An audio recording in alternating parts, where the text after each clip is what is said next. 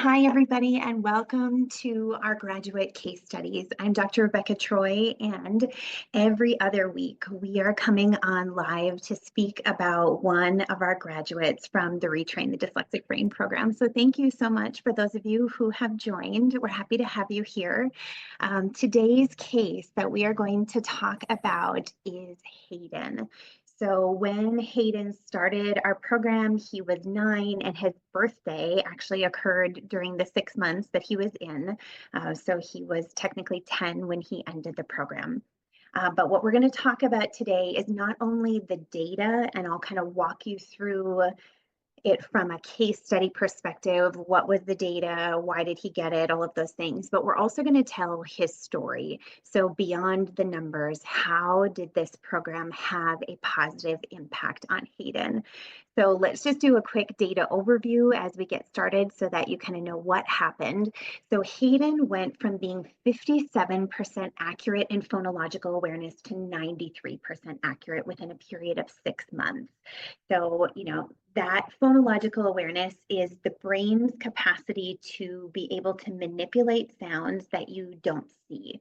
So, for example, if I were to say the word birthday, take away day, what's left? It's an auditory skill to be able to pull out part of those words and be able to manipulate those. So as you can see, this was a significant struggle for Hayden when he started.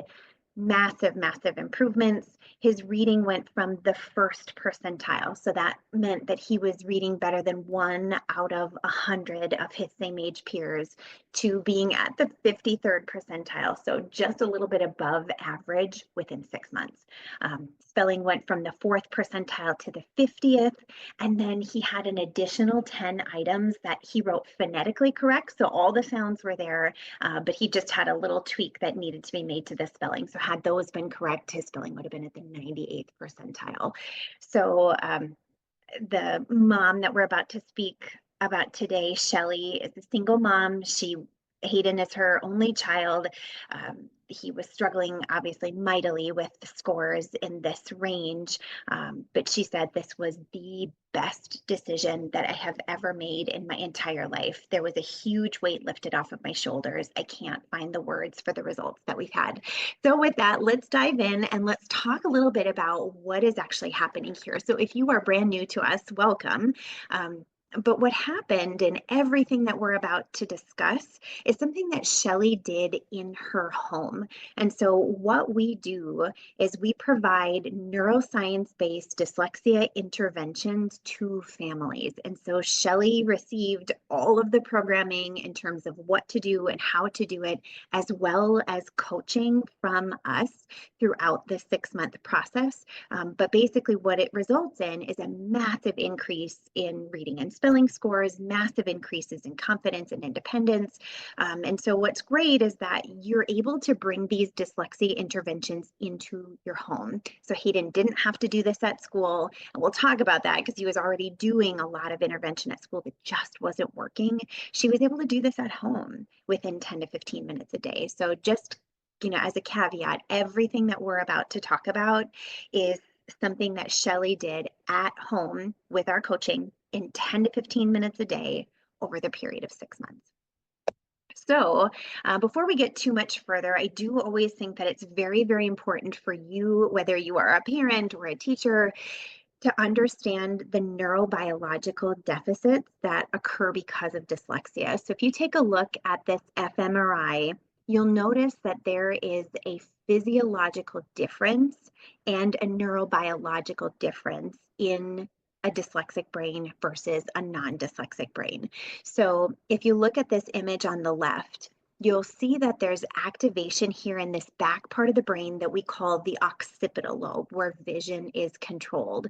And you'll also see that there is activity in the parietal temporal lobes on the sides of the brain, and there's quite a lot of it in comparison to this brain over here, which is of a dyslexic person during a language task. So I want to make that differentiator that if these two brains were side by side, eyes at rest, nothing happening, we wouldn't notice anything different about them. But the minute we say, spell this word, read this word, read this paragraph, remember this list. And we ask for something that's language based in the brain. There is a very distinct difference in how the brain is processing that language. So what happens in the person with dyslexia is you notice that there's really not much at all here for activity in this occipital or visual area, and far less in the parietal temporal lobes. And so what that means is that, a word could come in, like I've just worked really hard to decode the word cat. And then 2 lines later, I see it again. And it's like amnesia. I've never seen it before. And that's because I'm lacking activity here in this occipital lobe. Or it might mean that I'm trying to spell a word and I'm going to add letters in that don't belong, or I'm going to omit letters or even an entire syllable.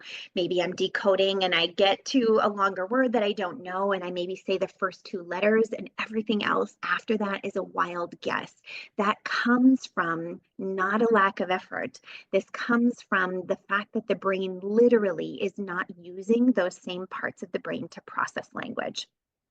So this is the same picture, this time with an EEG. So again, we know this neurological profile, and we know that when a reader with dyslexia is encountering language tasks, it looks very, very different in the brain. But here's what's super powerful to know.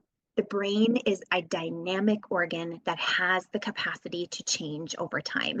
And, just like we used to think that the world was flat, we used to think that intelligence was fixed and that there really was nothing that we could do to help change or reorganize the brain. But as technology has advanced, as we get more and more studies and neural images of what actually happens, we know that stroke victims have the capacity to regrow areas of their brain. People who have had literal brain damage to one area or several have been able to reroute the way that the brain is functioning to be able to use areas that were previously underutilized.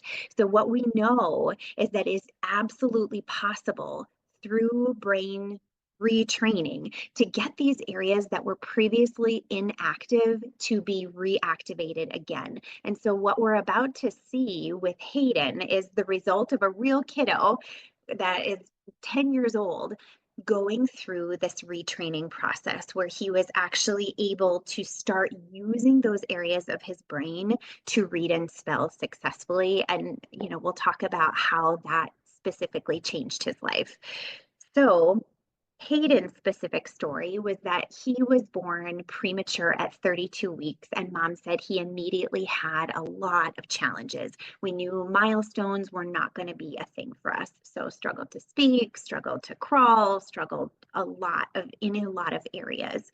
And so right away in pre-K, they knew that he was struggling with learning, and he had already been diagnosed with ADHD and executive functioning challenges. So at the tender age of 4, he did start occupational therapy and was trying to, improve some of his motor coordination, retained primitive reflexes, those types of things. And he was still going to OT once a week at 9 years old when Shelly started our program.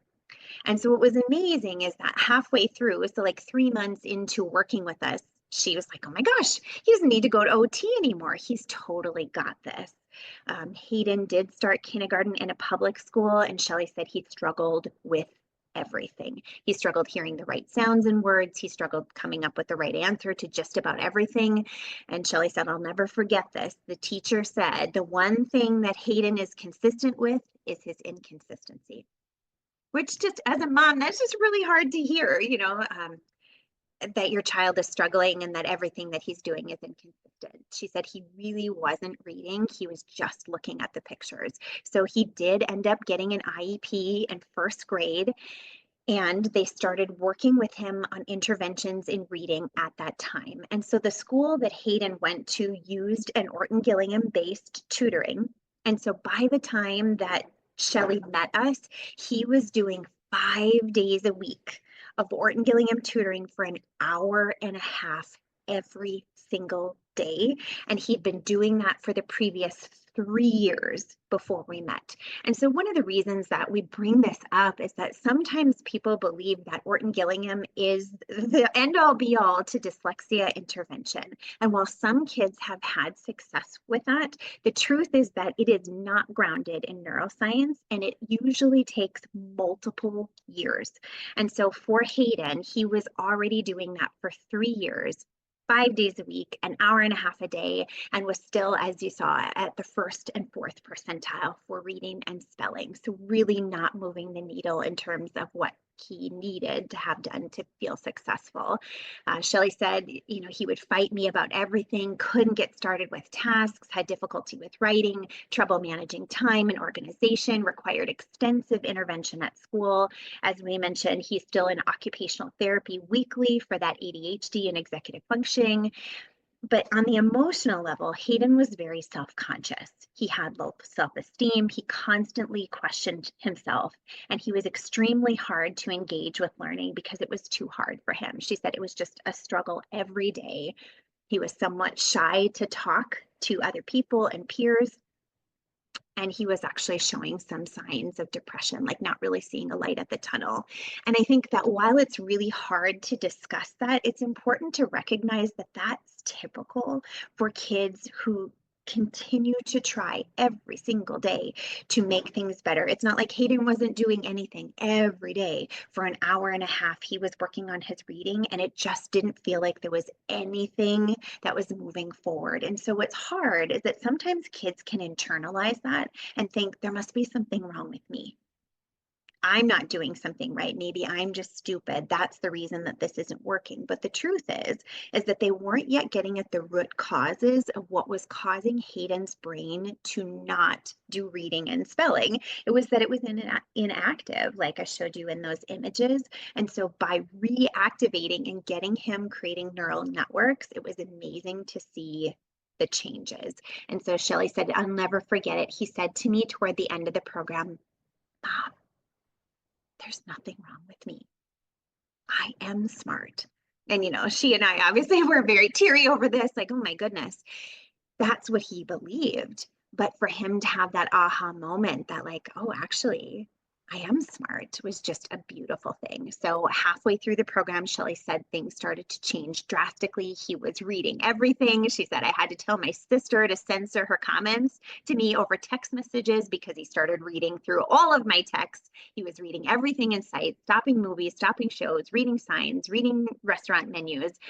He started initiating and completing work on his own. He was no longer fighting her about learning. He stopped needing OT halfway through the program. And then she said, what's cool is that he actually started improving communication with friends and other adults. So he used to need to pause before he'd want to say anything. And she said, I think it's because he was trying to process what he needed to say, and he doesn't do that at all anymore. His grandfather noticed and mentioned to Shelly that he's carrying himself differently now. She said his increase in self-esteem has skyrocketed. He's no longer shy. She was celebrating that, his fourth grade teacher said he got up in front of everybody and confidently shared a book report. He's more confident in all aspects of his life. He has a positive outlook for the future. She said this was the best decision, or one of the best decisions I have ever made in my entire life. It was like a light switch. Everything clicked for him. Huge weight lifted off her shoulders and his. I can't find the words for the results that we've had. It's not just schoolwork, it's all aspects of his life. It's life-changing. Now he's bringing home A's and B's. He comes home, he starts his homework on his own. He doesn't fight me about anything. She said before, my heart was breaking for him every single day because he was struggling so bad. Just to be able to see things smooth out is such a relief. I cannot imagine what it would look like had we not done the program. When I say struggling, I would say he would still be struggling in everything. I saw you on Facebook. I went back and forth with myself internally. So I started watching videos just like this, and I decided I'm just going to do it. So the overall growth for both him and myself, she said, I've grown through this process too, has been incredible. At first I thought, can this really be transforming his brain? These exercises, they're really easy and fun. Once we started, I had no doubt that this was going to be something that we were going to be able to finish. And she said, to be honest, I kind of missed it. after we completed the program, the time that I had with my son, where we didn't have screens or phones and it was just us one-on-one for those 10 to 15 minutes, I actually missed when the program was over.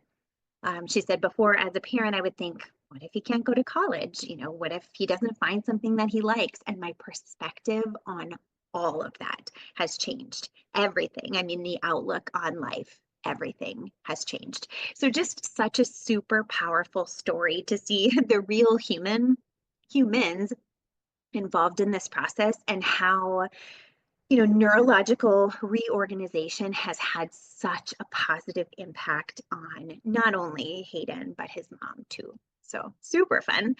So let's talk about his data, and I'll kind of walk you through this. So this is kind of that overview that I was mentioning at the beginning. So let's dig into each of those subtests individually and kind of talk about the results and why it's so significant.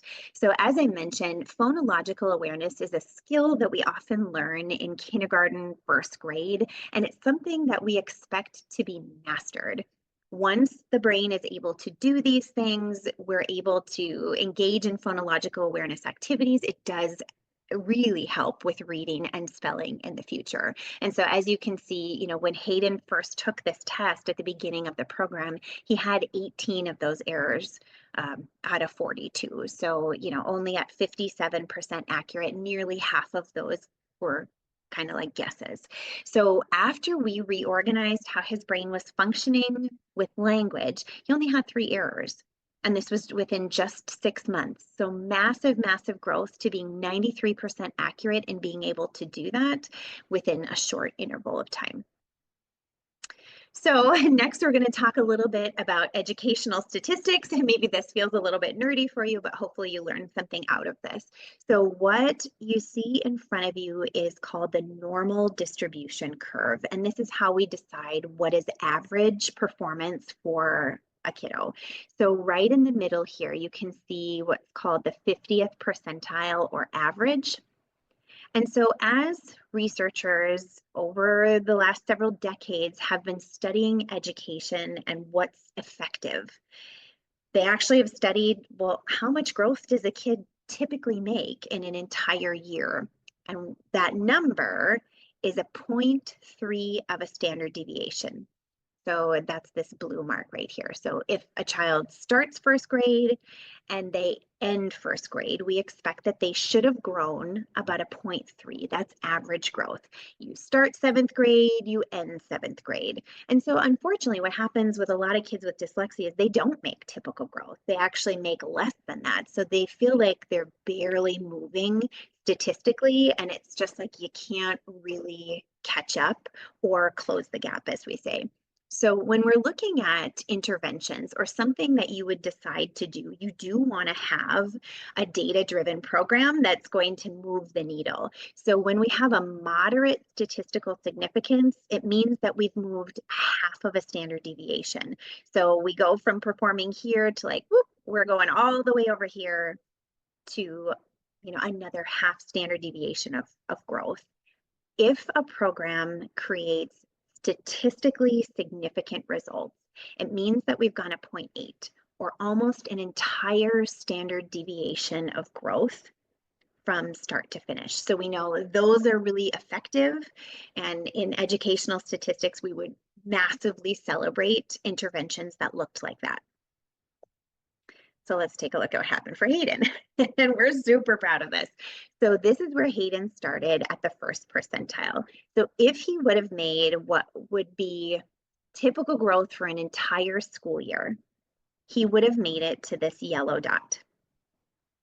If he would have had an intervention that was statistically significant, that moved him in a massive way, he would have made it to this brown dot. In 6 months, because he reorganized how his brain was functioning for language, Hayden went 1, 2, and a quarter to a half standard deviations of growth in 6 months. This is absolutely outstanding. Statistically speaking, this is off the charts growth. And here's why it matters from a human experience. for a lot of kids with dyslexia, they go year after year after year, making little tiny increments of growth. Yes, we're growing, but it's like barely scratching the surface.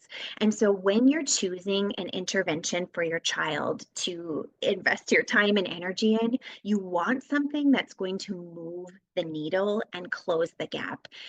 So for Hayden to go in 6 months' time from being down here literally at the bottom of performance at the first percentile to now being in the average range and above what we would consider average in 6 months is huge. And so of course his confidence is going to grow, and of course he's going to start coming out of his shell. And like his grandpa saying, he's carrying himself differently because he went from being low to being average in 6 months' time. So it's just really, really powerful to share the power of the brain and being actually able to use it in a way that a typical reader would, and how powerful that really was for Hayden. And the same picture was true for spelling for him. So he started out a little bit higher at the fourth percentile, but had he made that typical growth within an academic year, he would have been here. If he would have made statistically significant growth, he would have been here. Hayden blew that out of the water too. He made 2 standard deviations of growth in spelling. And if we would have been able to include all of the additional 10 items that he had almost correct, he was just off by a letter. So for example, the spelling word had an EE and he put EA instead. Still right sound, but wrong pattern. He would have been at the 98th percentile. So massive, massive gains. Again, the point being, like, you went from struggling over and over, feeling like you're on a hamster wheel, to making a massive leap in performance, which is huge. So I do want to just take a moment to celebrate Shelly, because while this data is amazing, none of this would have happened if Shelly didn't show up. And so every time that we consider working with a family, we have this interview process where we say, are you really able to show up and do 10 to 15 minutes of work with your child every single day, given the fact that life happens and there's constraints and all of these things that make it difficult? And Shelly said, yes, absolutely. And she really followed through. So she maintained daily consistency with the program. I think that she may have missed 4 or 5 days total in that entire 6-month period, which is why she has the results that she has. So it is not a magic wand. This doesn't just magically happen. Plasticity happens through repetition. So you have to do the right things, but you have to actually do those. And that's why Shelly has these results. She leaned into our coaching in both strategy and mindset. So we do have excellent coaches on our team that help not only with the neurological strategy support, but mindset support too. And Shelly was there getting coaching, getting support through all of this. She made this fun for Hayden, and she celebrated his small wins. So every time that he was making progress, she was right there, like, you've got this, you're doing amazing. She said he was even more encouraged to continue practicing because she did that. And one of her comments was, the mom is only as happy as the unhappiest child. So to see things smooth out for him and for him to gain skills and independence and confidence is such a huge relief and weight off of my shoulders. She was decisive, she was coachable, she was resourceful. So I think it's a mistake for us to not celebrate Shelly throughout this process, because without her partnership with us, it wouldn't have happened. So amazing, amazing job to Shelly. We're celebrating your praises, or we're praising you all the way for the work that you've done with Hayden. She did say, this is one of the best decisions I've ever made. It's not just schoolwork. This program has changed everything. So I think, something that we want to just point out is that when you have a good system and you have a neuroscience-based intervention, it is common to have this happen kid after kid after kid. So this is not an anomaly.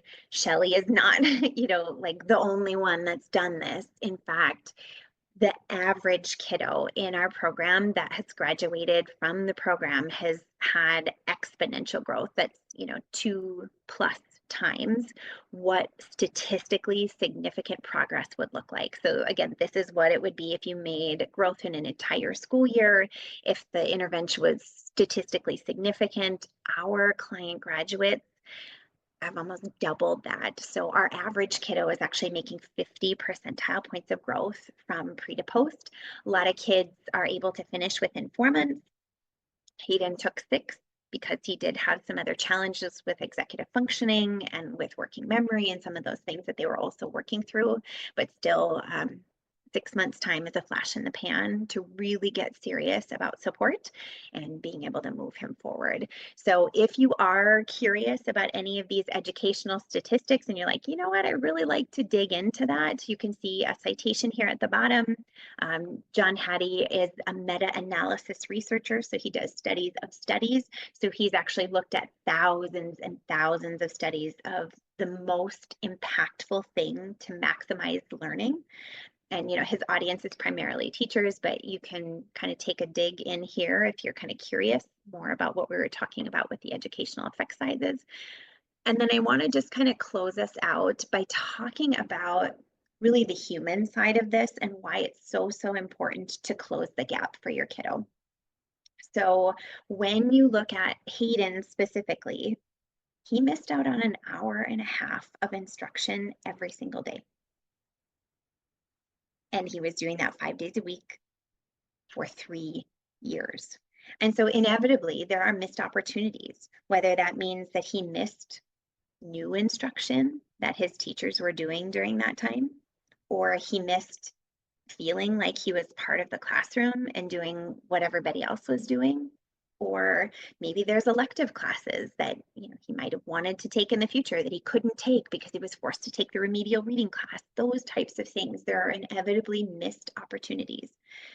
Maybe it's that you wanted to play soccer after school, but you've got 3 hours of homework every night. Therefore, you cannot do the things that you love to do. We talked to a client who was only at a 1.5 GPA, high school student, couldn't play baseball, loved baseball, but was unable to do that because of GPA. So inevitably, there's always these missed opportunities. There's current struggles, ongoing struggles, future opportunities that you miss out on, and other people besides just the child with dyslexia suffer because of this. So if you are the parent that is having to do 2 and 3 hours every single night of homework and your child is crying and they're throwing a fit and I don't want to do this and all of that frustration, you too are suffering through that process. And so I think it's just important to know that that is a very real thing. And what you want to do is move the needle as far as you can, as quickly as you can to close that gap, because it's true that other kids are still growing. And if you're still sitting back here, not really growing year after year after year, their kids keep growing and your child does not. So it's just massively important to get a handle on this as quickly as you can, because just like Hayden, it improves academic performance, it increases self-esteem and confidence, it creates better mental health, and provides greater access to opportunities. So I want you to know that there are some things that you can do. Like if you're listening to this now and you're like, oh, I think that we're struggling with reading, but I actually don't know. You can absolutely do a full neuropsych workup, especially if you are curious if your child has got ADHD or working memory, or if you're concerned about their IQ or any of those things. A deep dive with a neuropsychologist can be very, very helpful. But sometimes you just need a quick look to say, is this really dyslexia that I'm dealing with? And so if you need that support, we do have a dyslexia screener. We also have a live dyslexia discovery workshop where we will walk you through exactly how to determine within less than an hour whether or not your child has dyslexia. So if you're interested in that, drop a note in the chat or send us a message and we'd be happy to get you set up with those resources. In addition, if you are someone who's like, oh my goodness, we are Shelly, like this is us, and my child has been doing the same intervention and it's not been working or not working to the level that I want, and you're ready to get some neurological based support, please reach out. We offer a complimentary call to every single person who thinks that they might be a candidate for this program. And we'll walk you through and ask a whole bunch of questions about, okay, where is your kiddo really at? And, do they actually have the skills that we could support? And if through that conversation, it's clear that like, yes, we can support you, we'll let you know about that and kind of walk you through what it would look like to be a client, just like Shelly. If it's not a fit, no worries. We will let you know that too and kind of help you to find a different path that might better serve you. So either way, those are available to you complimentary if that's something that you seek. So thank you for being here. I really appreciate it. This is something that we do every other week. So if you are hoping to be inspired, if you think, oh my goodness, I've been in this place where I have been hopeless about what is possible for my child, maybe being in this community and figuring out, kid after kid, that neurological support is possible, is really fantastic.